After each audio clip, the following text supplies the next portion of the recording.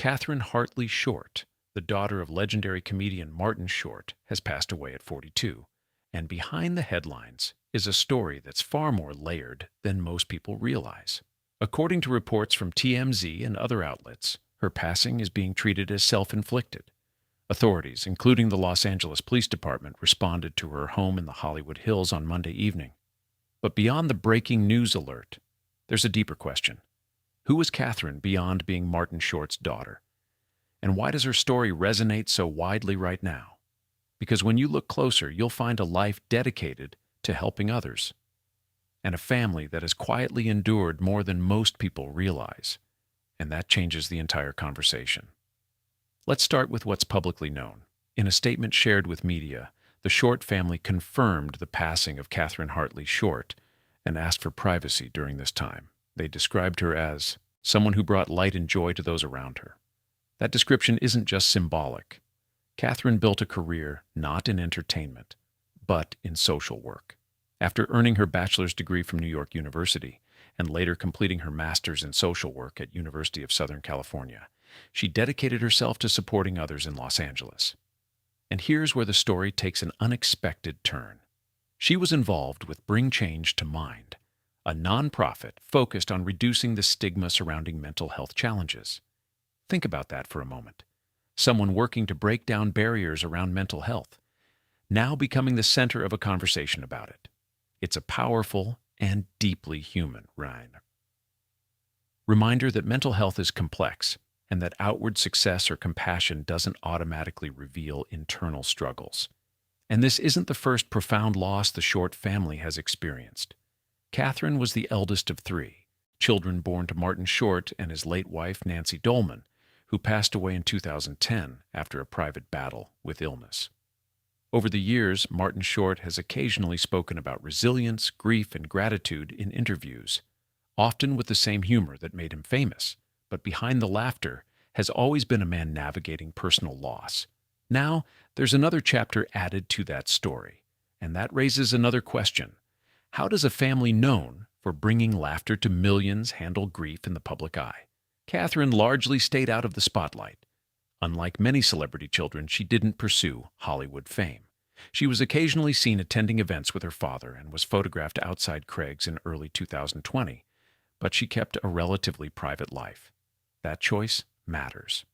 In an era where public exposure is almost expected, she seemed to prefer meaningful work over visibility. Meanwhile, Martin Short has upcoming comedy performances, scheduled with longtime collaborator Steve Martin in Milwaukee and Minneapolis. At the time of reporting, it remains unclear whether those shows will proceed, and that detail subtly highlights something else. Life doesn't pause for grief, especially in the entertainment industry. But perhaps the most striking element of this story isn't about schedules or headlines. It's about perspective.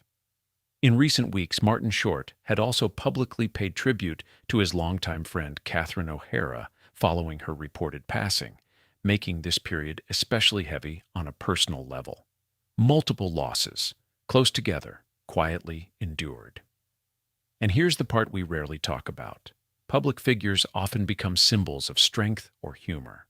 But behind those roles are real families navigating very real emotions.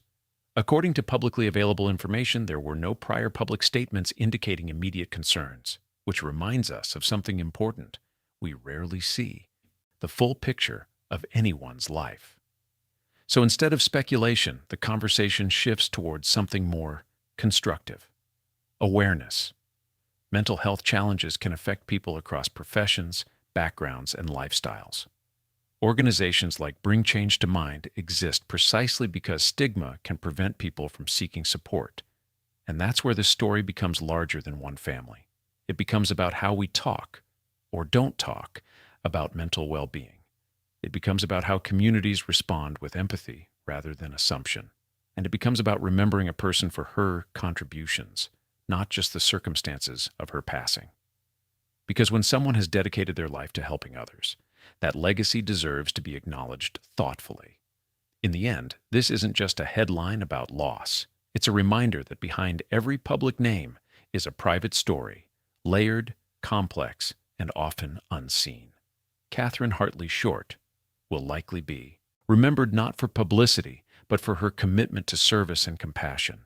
And perhaps the broader takeaway is this: how can we create environments where conversations about mental health feel safer, earlier, and more supported?